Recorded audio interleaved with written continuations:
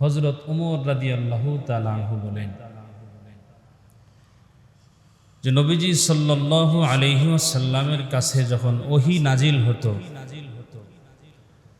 মৌমাছির চাক, যেমন চাকের ভিতরে মৌমাছি গুনগুন গুঞ্জন একটা আওয়াজ হয়, নবীজির কাছে যখন ওহী নাজিল হতো নবীজির আশেপাশে এরকম আওয়াজ শোনা যেত। সুবহানাল্লাহ। ওমর রাদিয়াল্লাহু তাআলা আনহু বলেন যে আমি সহ আরো অনেক সাহাবায়ে কেরাম নবীজির কাছে বসা ছিলাম। এমন সময় আমরা ওই গুঞ্জনটা শুনতে পেলাম। তখন আমরা বুঝতে পারলাম নবীজির কাছে আল্লাহর পক্ষ থেকে কোরআন নাজিল হচ্ছে। সুবহানাল্লাহ। কিছুক্ষণ পরে নবীজি সাল্লাল্লাহু আলাইহি ওয়াসাল্লামকে আমরা জিজ্ঞাসা করলাম, ইয়া রাসূলুল্লাহ, আপনার কাছে কি এখন ওহী নাজিল হলো? নবীজি বলেন, হ্যাঁ, এই মুহূর্তেই জিবরাইল আমার কাছে এসে আল্লাহর পক্ষ থেকে 10টি আয়াত নাজিল করে গেছেন। সুবহানাল্লাহ। তখন নবীজি সাল্লাল্লাহু আলাইহি ওয়াসাল্লাম বলেন, ওমর, এমন 10টি আয়াত আল্লাহ আমাকে এখন জিবরাইলের মাধ্যমে পৌঁছে দিয়েছেন, দুনিয়ার যেই মানুষ এই 10টা আয়াতকে ফলো করে জীবন পরিচালনা করবে, আল্লাযীনা ইয়ারিসুনাল ফিরদাউস হুম ফিহা খালিদুন, ওই বান্দা জান্নাতুল ফিরদাউসের অধিবাসী হয়ে যাবে। আল্লাহ তাআলা তাকে জান্নাতুল ফিরদাউসের মালিক বানায়া দিবে। তখন নবীজি সাল্লাল্লাহু আলাইহি ওয়াসাল্লাম সূরা মুমিনুনের 1 থেকে শুরু করে 10 নম্বর আয়াত পর্যন্ত সাহাবায়ে কেরামদেরকে শুনিয়ে দিয়েছেন। আল্লাহু আকবার। এই 10টা আয়াতের মধ্যে আল্লাহ পাক রব্বুল আলামিন 7টা গুণের কথা বলছেন। কয়টা? শুনবো শুধু নাকি জীবনে বাস্তবায়ন করব? আমরা তো শোনা পছন্দ করি, আমল করাটা বেশি পছন্দ করি না। এজন্য আমি প্রায় জায়গায় সব সময় বলে থাকি যে বয়ান শুনতে হবে নিজের জীবনে বাস্তবায়ন করার জন্য। যদি বয়ান শোনার পরে এটা নিজের জীবনে ফিট করতে পারি, নিজের জীবনে পরিবারে বাস্তবায়ন করতে পারি, সমাজে বাস্তবায়ন করতে পারি, যদি জীবনে বাস্তবায়ন করি আমার জীবন সুন্দর হবে। পরিবারে যদি বাস্তবায়ন করতে পারি পরিবার সুন্দর হবে। সমাজে যদি আল্লাহর বিধান বাস্তবায়ন করতে পারি সমাজ সুন্দর হবে। রাষ্ট্রে যদি আল্লাহর বিধানগুলো আমরা পৌঁছে দিতে পারি, বাস্তবায়ন করতে পারি, রাষ্ট্রটাও সোনার মদিনার মতো সোনার রাষ্ট্র হয়ে যাবে। ঠিক না? কিন্তু আমরা শুনতে পছন্দ করি, কোরআনের আইন বিধানগুলো শুনতে ভালো লাগে, শুনতে পছন্দ হয়। কোরআনের আয়াত টেনে টেনে সুমধুর কণ্ঠে তেলাওয়াত করলে শরীরের লোম দাঁড়িয়ে যায়। আমরা খুশিতে আত্মহারা হয়ে চিৎকার করে আল্লাহু আকবার পর্যন্ত বলি। কিন্তু এই কোরআনের আইনগুলো রাষ্ট্রে বাস্তবায়ন হোক, এটা আদৌ আমরা সকল মুসলমানরা দিল থেকে এখনো এটা চাইতে পারি নাই। ঠিক না? আমরা কিন্তু আমাদের বাংলাদেশটা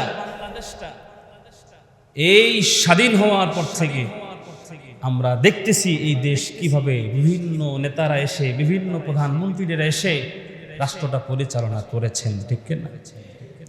আজকে ফজরের নামাজের পরে আমি একটু দোয়াটা লম্বা করেছি।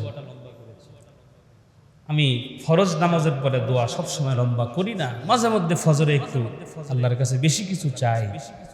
এটা মাঝে মধ্যে চাবেন আল্লাহর কাছে, কারণ আল্লাহর কাছে তার বান্দা চাবে, এটাই তো স্বাভাবিক। ঠিক না?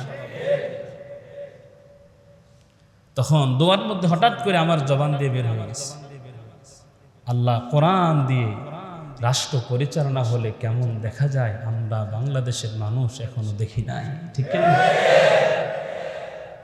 দেশ স্বাধীন হওয়ার পরে শেখ মুজিবুর রহমান দেশ পরিচালনা করেছেন, আইয়ুব খান দেশ পরিচালনা করেছেন, এরশাদ সাহেব দেশ পরিচালনা করেছেন, খালেদা জিয়া দেশ পরিচালনা করেছেন, জিয়াউর রহমান দেশ পরিচালনা করেছেন, আমাদের সাবেক প্রধানমন্ত্রী দেশ পরিচালনা করে 15-16 বছর যিনি এখন পালিয়ে গেছেন। ঠিক না? আমরা সব দেখেছি, কিন্তু দেশের উন্নতি হয় নাই, বরঞ্চ অবনতি হয়েছে।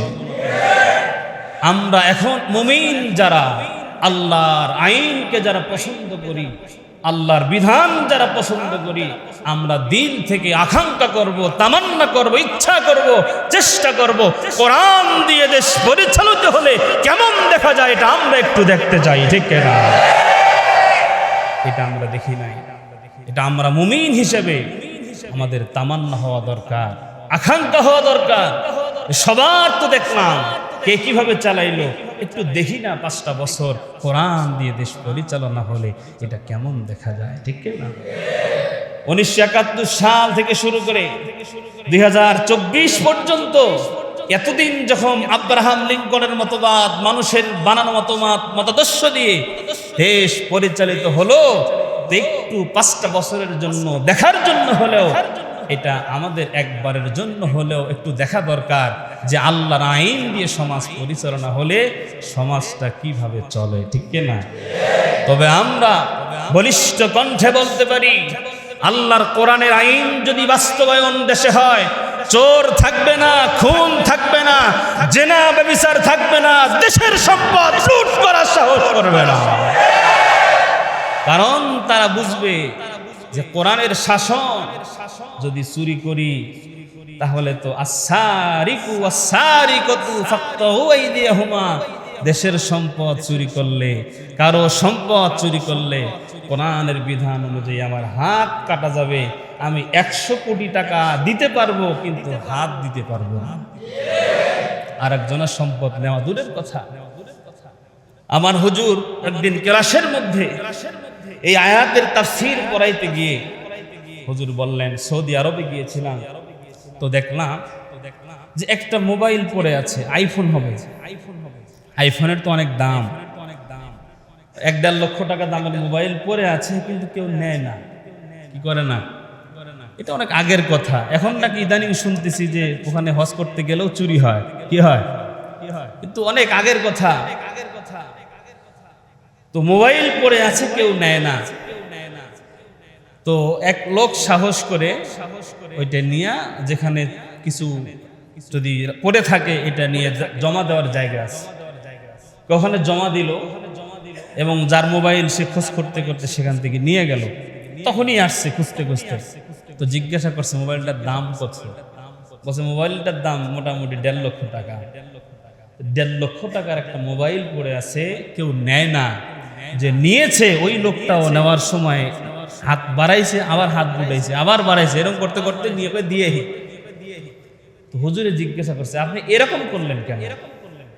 তখন বলতেছে যে আমি তো মোবাইলটা নিব দেওয়ার নিয়তে, কিন্তু যদি মোবাইলটা নেওয়ার পরে যদি বলে তুই চুরি করছো, তাহলে আমার কি হবে? তাহলে তো আমার হাত কাটা যাবে। অতএব এই ভয়ে আমি পড়ে আছে, এই জিনিসটাও আমি নিতে ভয় পাচ্ছি না। তাহলে একটু চিন্তা করেন তো, ওখানে কিন্তু এই আইনটা আছে, চুরি করলে কি করা? হাত কাটা। জেনা করলে তার শাস্তি কি হবে? এটা এখন ওখানে চালু আছে বিধায় ওই দেশে প্রকাশ্যে এইভাবে জেনা ব্যভিচার হয় না, প্রকাশ্যে এইভাবে চুরি ডাকাতি এগুলো হয় না। আল্লাহ পাক আমাদের দেশটাকে, আমাদের রাষ্ট্রটাকে কোরআনের রাষ্ট্র, ইসলামিক রাষ্ট্র হিসেবে কবুল করেন, জোরে বলেন।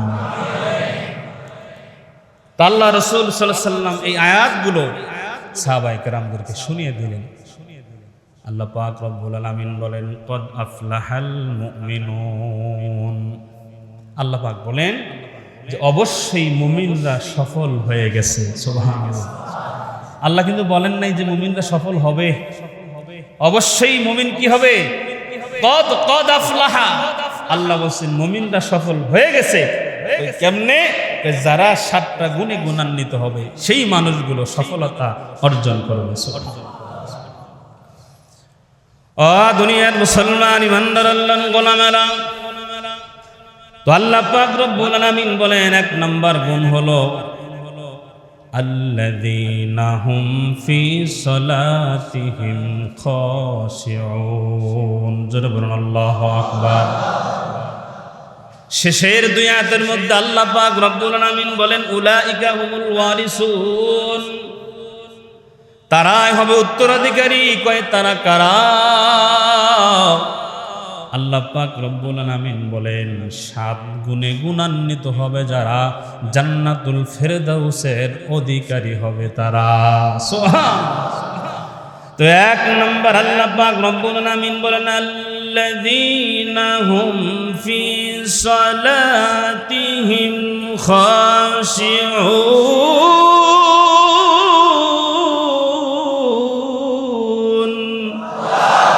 আল্লাহ পাক রব্বুল আলামিন বলেন 1 নম্বর ওই মানুষগুলো যারা নামাজ পড়বে, নিজেদের নামাজের মধ্যে যারা হবে বিনয়, যারা হবে নম্র, যেই মানুষের অন্তরের মধ্যে হিংসা থাকবে না, অহংকার থাকবে না, অন্তর পরিচ্ছন্ন বানায়া যেই বান্দা নামাজ আদায় করবে, সালাত আদায় করবে, ওই মুমিন সফলতার চূড়ান্ত পর্যায়ে পৌঁছে যাবে।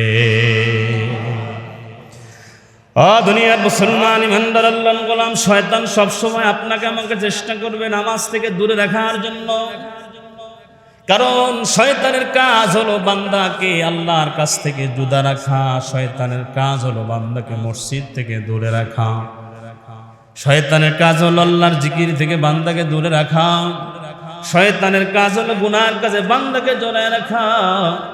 হযরত ওমর রাদিয়াল্লাহু তাআলা আনহু ঘুমাইতেছিলেন, একদিন হঠাৎ করে ফজরের নামাজের সময় একজন বৃদ্ধ মানুষ হযরত ওমর রাদিয়াল্লাহু তাআলা আনহুকে বলেন, আল্লাহর নবীর সাহাবী, আপনি কি ফজরের নামাজ পড়বেন না? নামাজের টাইম তো আবার হয়ে যায়।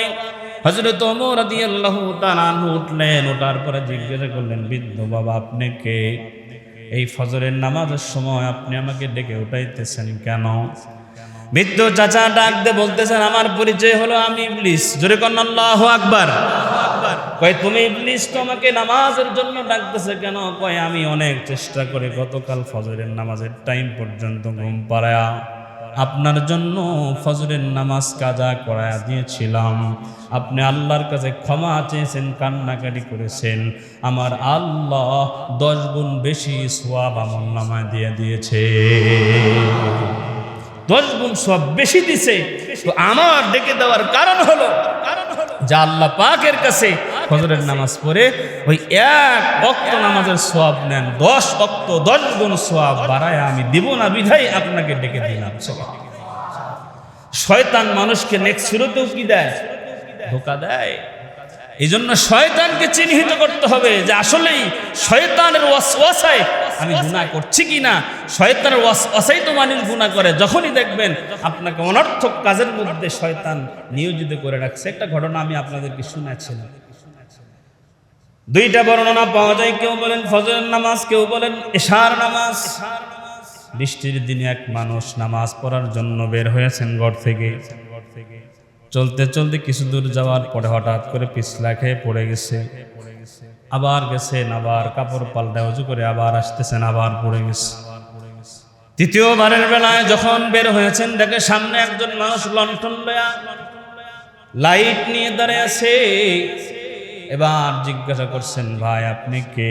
কয় আমি দেখলাম আপনি 2 বার পিছলা খেয়ে পড়ে গেলেন, নামাজে যাবেন, জামা কাপড় নষ্ট হয়ে গেছে, এই জন্য আমি বাতি নিয়ে আমি আপনার সামনে দাঁড়ায় গেলাম। আমি আপনাকে মসজিদ পর্যন্ত আগায়া দিব,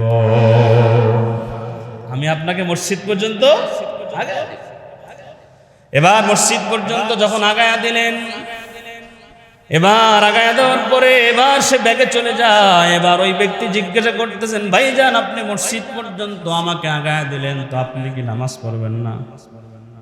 আপনি কি নামাজ পড়বেন না? বলে যে না আমি নামাজ পড়ি না। কি বলে? যে আমি নামাজ পড়ি না। বলে কেন নামাজ পড়েন না? আপনার পরিচয় বলেন, আপনি হিন্দু না মুসলমান? এবার ডাক দিয়ে বলে আমি হিন্দু না মুসলমান না, আমার পরিচয় হলো আমি ইবলিস। তুমি কে? তুমি ইবলিস, তুমি আমাকে মসজিদ পর্যন্ত বাতি দিয়ে আগায় দিলা কেন? এবার শয়তান জবাব দিয়ে বলতেছেন যে আপনি যখন প্রথমবার নামাজের জন্য ঘর থেকে বের হয়েছিলেন, আমি আপনাকে পিছলা খাওয়াছিলাম, হুচট খাওয়া ফালা দিয়েছিলাম যাতে আপনি মসজিদে যেতে না পারেন। কিন্তু আপনি বাড়িতে চলে গেছেন, জামা কাপড় পাল্টায়া আবার আপনি ওযু করে মসজিদে রওনা হয়ে গেছেন।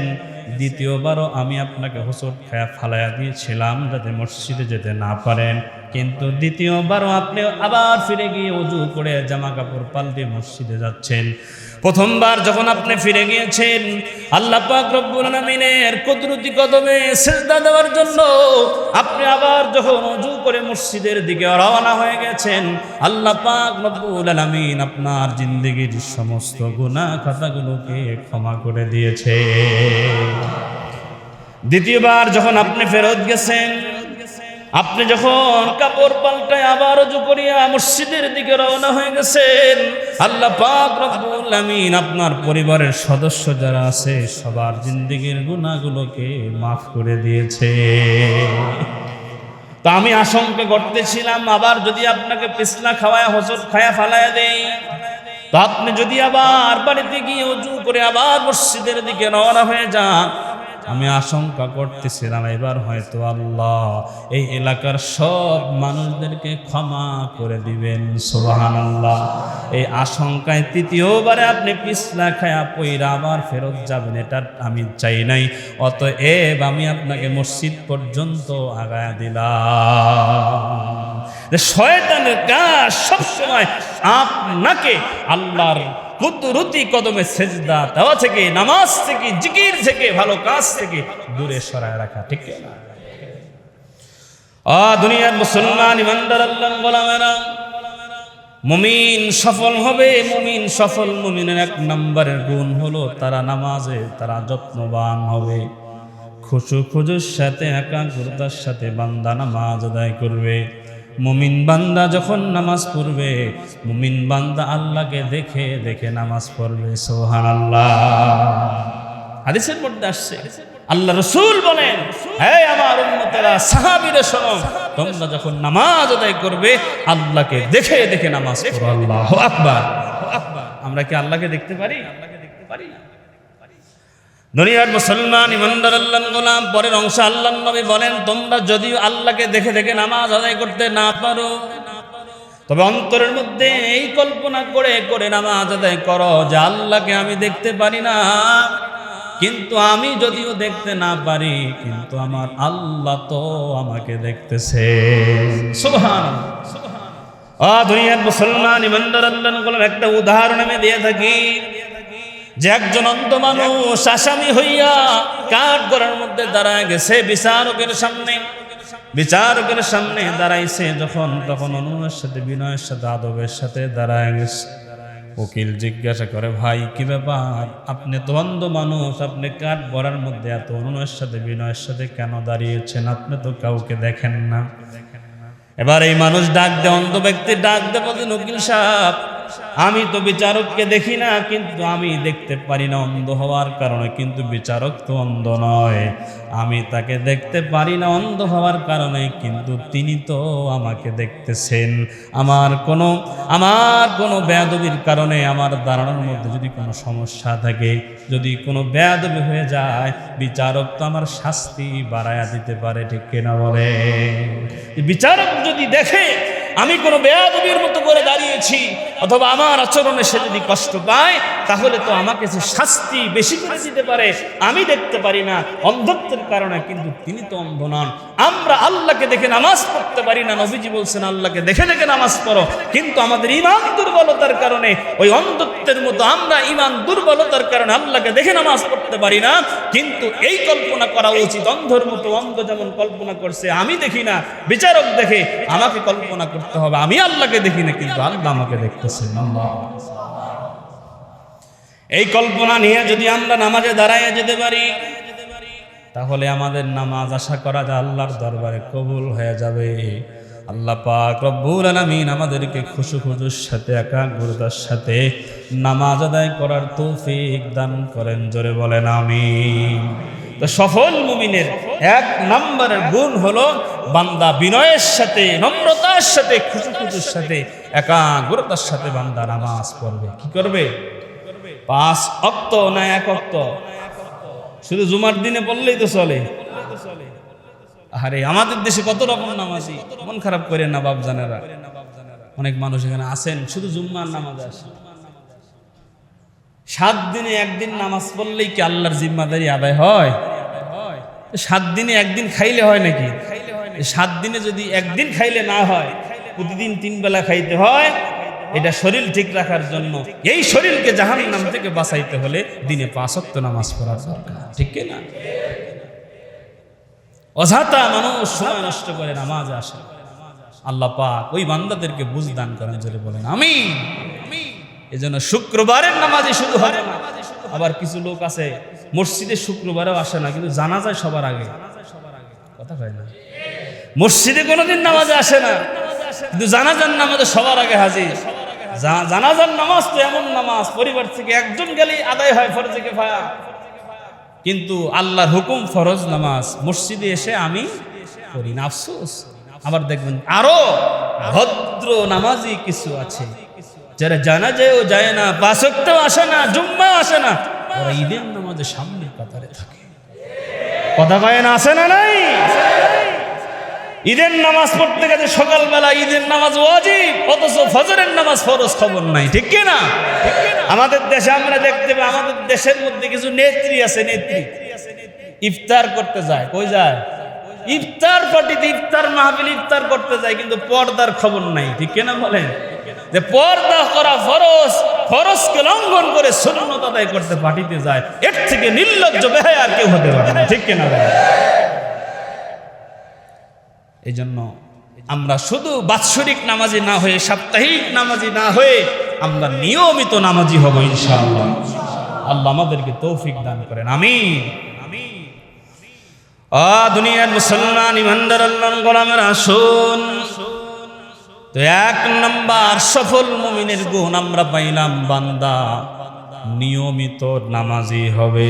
1 নাম্বার গুণ হলো নিয়মিত নামাজি হবে। 2 নাম্বার আল্লাহ পাক রব্বুল আলামিন বলেন, ওয়াল্লাযীনা হুম আনিল লাগওয়ি ওয়াল্লাযীনা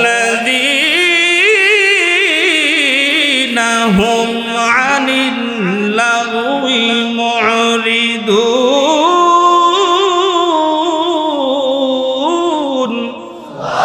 আল্লাহ পাক রব্বুল আলামিন বলতেছেন, সফল মুমিনের 2 নম্বরের গুণ হইল, সফল মুমিনের 2 নম্বরের গুণ হলো যে আমার মুমিন বান্দা অনর্থক কথা থেকে, অনর্থক কাজ থেকে নিজেকে বাঁচিয়ে রাখবে।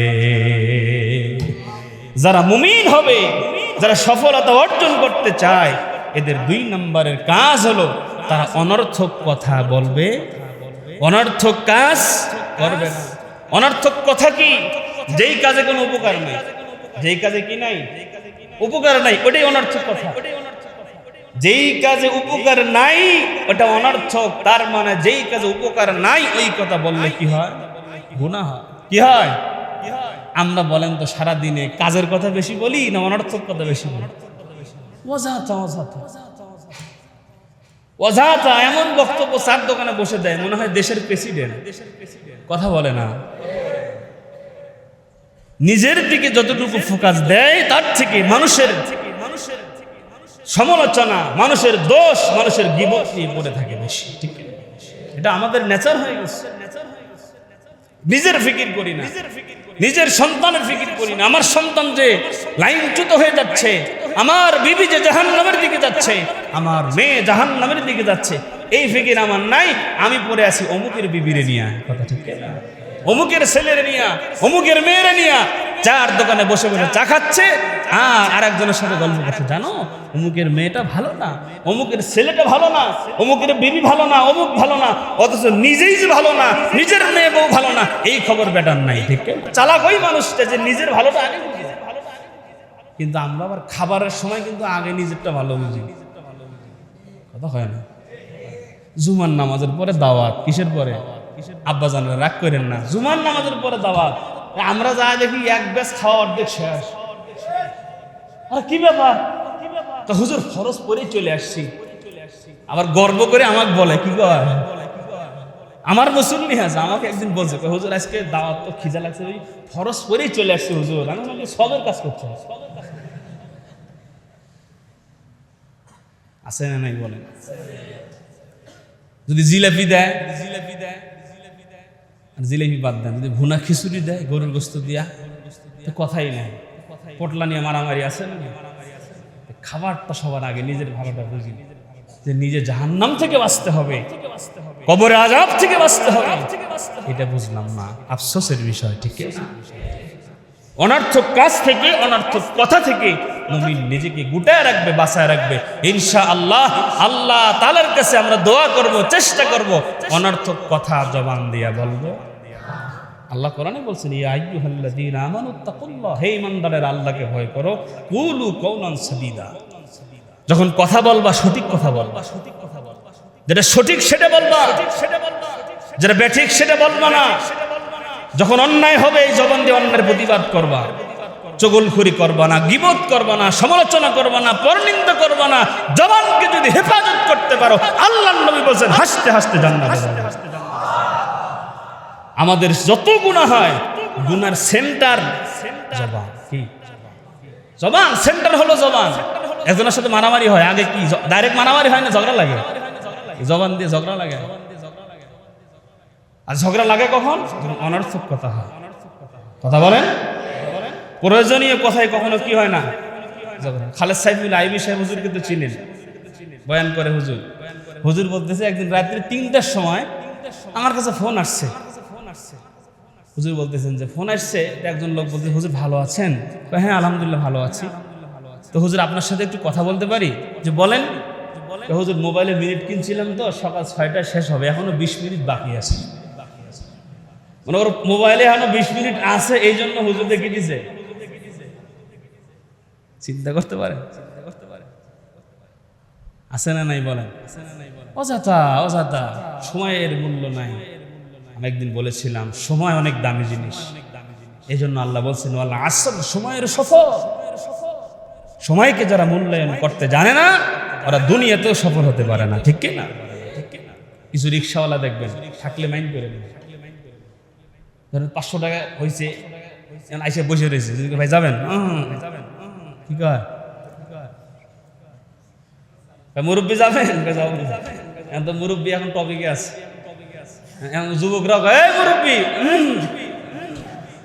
আজব ব্যাপার। যদি জিজ্ঞাসা করেন যে ভাই যাবেন, যাবে না। কেন যাবে না? ওই যে একটু হয়েছে তো। আবার কিছু আছে যে ওটা যে কয়দিন আছে ওই কয়দিন আর রিক্সা বেরিয়ে হয় না, আছে না নাই বলেন? সময়কে মূল্যায়ন করতে হয়। সময়, আমি বলছি সময় সমান সমান জীবন। সময় সমান সমান কি জীবন। যে ব্যক্তি সময় নষ্ট করলো, সে তার জীবন থেকে একটা অংশকে নষ্ট করলো। ঠিক কি না?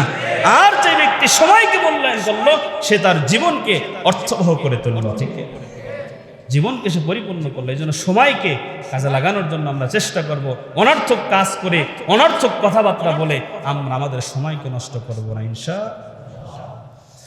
ও দুনিয়ার মুসলমান ইমানদার আল্লাহর গোলামেরা, তো 1 নাম্বার হলো মুমিন যারা হবে তাদের সফলতা যদি চায়, 1 নাম্বার তারা নামাজি হবে।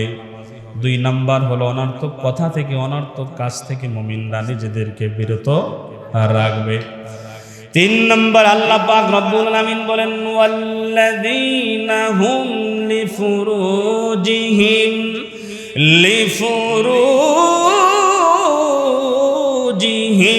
হাফিজুন। 3 নাম্বার আল্লাহ পাক রব্বুল আলামিন বলেন দুনিয়ার মুসলমান ইমানদার আল্লাহর গোলামেরা, যে ওই বান্দা নিজের যৌনাঙ্গকে সংযত রাখবে। যৌনাঙ্গকে, লজ্জাস্থানকে সংযত রাখবে। আল্লাহ এটাও নিচের আয়াতে বলে দিয়েছেন কিভাবে রাখবে। আল্লাহ বলেন ইল্লা আলা আজওয়াজিহিম আও মা মালাকাত আইমানুহুম ফাইন্নাহুম গায়রু মালুমিন। আল্লাহ পাক রব্বুল আলামিন বলেন যৌনাঙ্গ ব্যবহার হবে নিজের স্ত্রীর কাছে, অথবা অধিকার প্রাপ্ত দাসী যদি থাকে, যেটা আগে ছিল এখন নাই। এখন আমরা বর্তমানে শুধুমাত্র নিজের স্ত্রীর কাছে জৈবিক চাহিদা পূরণ করতে পারবো, আর অন্য কোথাও আমরা জৈবিক চাহিদা পূরণ করতে পারবো না। তা আল্লাহ পাক রব্বুল আলামিন এই কথা বলে দিয়েছেন, তুমি তোমার জৈবিক চাহিদা কোথায় পূরণ করবে? তোমার লজ্জের স্থান কোথায় ব্যবহৃত হবে? আল্লাহ পাক বলছেন নিজের স্ত্রীর বেলায়, নিজের স্ত্রীর কাছে যেখানে তোমার অধিকার আছে। এরপর আল্লাহ পাক রব্বুল আলামিন বলেন ফামানিবতাগা ওয়ারাআ যালিকা ফাউলাইকা হুমুল আদুন। আল্লাহ পাক রব্বুল আলামিন বলতেছেন এদের ছাড়া যদি তুমি অন্যকে কামনা করো, আল্লাহ পরিষ্কার ভাবে বলতেছেন ফামানিবতাগা ওয়ারাআ যালিকা ফাউলাইকা হুমুল আদুন। আল্লাহ বলতেছেন তুমি তোমার স্ত্রী এবং তোমার অধিকারভুক্ত দাসী ছাড়া তুমি যদি অন্য কাউকে কামনা করো তাহলে তুমি সীমা লঙ্ঘনকারী হবে। আর আল্লাহ বলেন যারা সীমা লঙ্ঘন করবে আমি আল্লাহ তাদের জন্য জাহান্নাম রেডি করে রেখেছি। নাউজুবিল্লাহ। বর্তমানে সব থেকে বড় গুনাহ যেটা জিনা, পরকীয়ার গুনাহ, ঠিক কিনা? এটা এখন ফ্যাশন হয়ে গেছে মানুষের কাছে। এই গুনাহকে মানুষ গুনাহই মনে করে না। কথা বলেন, কথা ঠিক কিনা? আজকে আমাদের সমাজের মধ্যে বিবাহকে কঠিন করা হয়েছে। কথা বলেন ঠিক কিনা? জিনাকে, পরকীয়াকে সহজ করা হয়েছে। কয়েকদিন আগে তো দেখলাম যৌন কর্মীরা পর্যন্ত করে সংবাদ সম্মেলন করে। যৌন কর্মীরা কি করে? সংবাদ সম্মেলন করে। একটা দেশের ভিতরে যৌন কর্মীরা সংবাদ সম্মেলন যদি করে ওই দেশ কতটুকু অধঃপতনে গেছে এটা বোঝার বাকি থাকে না, ঠিক না? এখন ওপেন করে দেওয়া হয়েছে মোবাইলের মধ্যে পর্নগুলো, পর্ন সাইটগুলো ওপেন সব কিছু। গতকালকের খবর শুনেন আশ্চর্য হয়ে যাবেন আপনারা। আমার শরীরের লোম দাঁড়িয়ে গেছে যখন এই নিউজ আমি দেখেছি। 17, 18, 19 বছরের যুবতী মেয়ে পর্ন ভিডিও দেখতে গিয়ে উত্তেজিত হওয়া অবস্থায় তার ঘরের মধ্যে একটা 6-7 বছরের মেয়ে আসছে।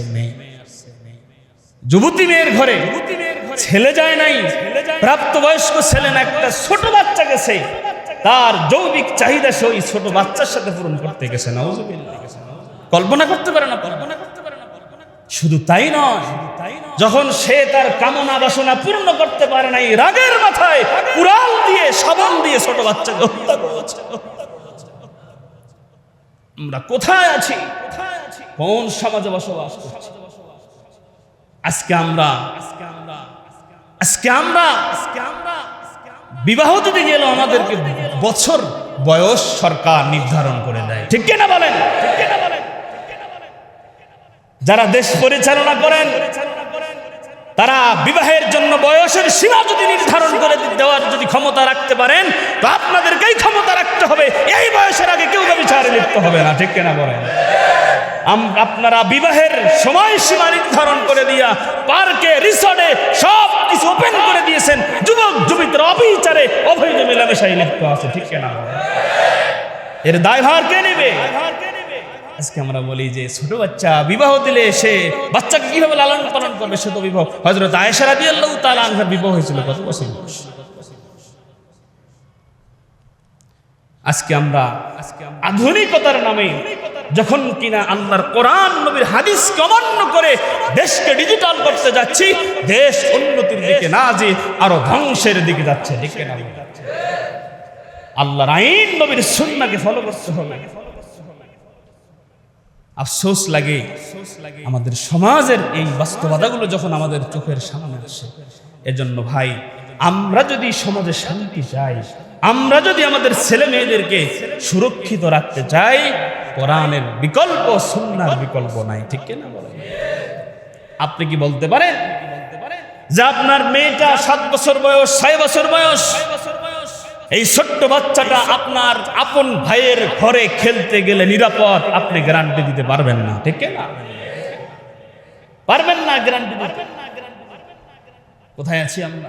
আপনার মেয়ে কলেজে যাবে, সেখান থেকে সে তার ইজ্জত সম্ভ্রম সেজে ফিরে আসতে পারবে, এটা পরিষ্কার রেখে, হেফাজতে রেখে সে আসতে পারবে, এর গ্যারান্টি আমাদের সমাজে নাই, ঠিক না বলে? আল্লাহ পাক রব্বুল আলামিন আমাদেরকে বুঝ দান করেন, জোরে বলেন আমিন। দুনিয়ার মুসলমান জিনা করলে শাস্তি কি হবে? আল্লাহ এই শাস্তি কোরআনুল কারীমের মধ্যে বলছেন। আজকে আমরা যদি ওই যে প্রথমেই বললাম দেশ যদি কোরআন দিয়ে শাসন হতো, জেনা করার সাহস পেত না, ঠিক না? শাস্তি কি আল্লাহ বলছেন, যদি কোনো অবিবাহিত যুবক যুবতী জেনা করে তাহলে তাকে 100 বেত্রাঘাত করো, কত, এবং তাকে 1 বছরের জন্য দেশান্তর করো, জেলে রেখে দাও। দেখেন হযরত আবু হুরায়রা রাদিয়াল্লাহু তাআলা আনহু বর্ণনা করেন, ও দুনিয়ার মুসলমান ইমানদার আল্লাহর গোলামেরা, একজন বেদুইন নবীজির কাছে এসে নবীজি সাল্লাল্লাহু আলাইহি ওয়াসাল্লামকে বলেন, ইয়া রাসূলুল্লাহ, ইয়া হাবিবাল্লাহ, আপনি কোরআন থেকে ফয়সালা করেন। সঙ্গী যিনি ছিলেন প্রতিপক্ষ, তিনিও বলেন যে সে সত্য বলেছেন, আপনি কোরআন থেকে ফয়সালা করেন। নবীজি সাল্লাল্লাহু আলাইহি ওয়াসাল্লাম বলেন, কি হয়েছে তোমাদের, তোমরা সেই ব্যাপারটা আমার কাছে খুলে বলো।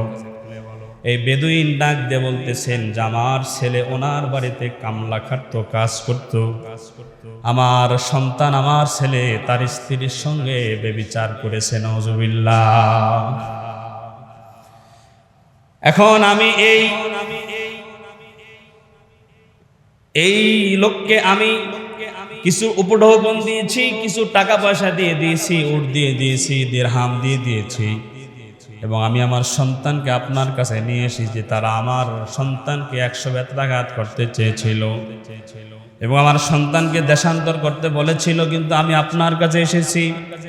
নবীজি সাল্লাল্লাহু আলাইহি ওয়াসাল্লাম বলেন, আমি কোরআন থেকে ফয়সালা দিচ্ছি, কোরআন থেকে বিচার কার্যকর করছি।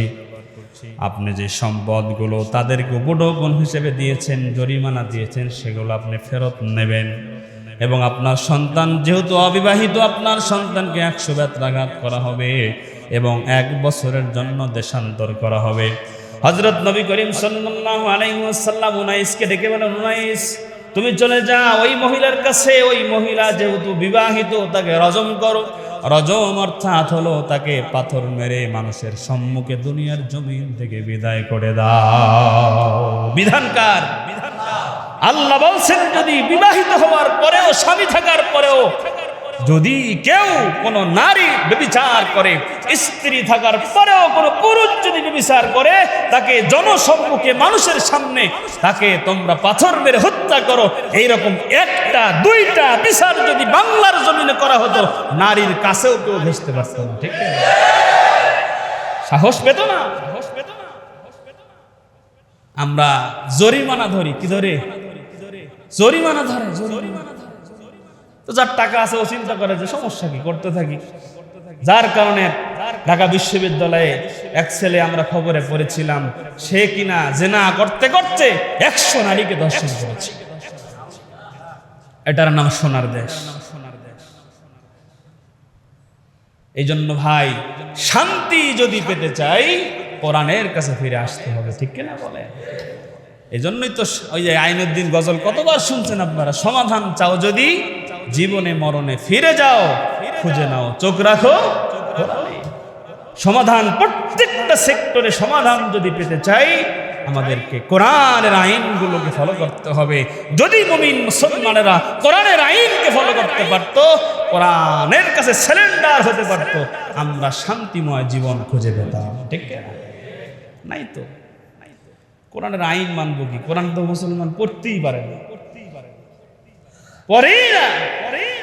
আগেরকার জামানায় তো মেয়েরা সকালবেলা কোরআন পড়ছে, সেটাও নাই এখন। আগেরকার মানুষের জবান দিয়ে গুনগুন করে আওয়াজ আসছে।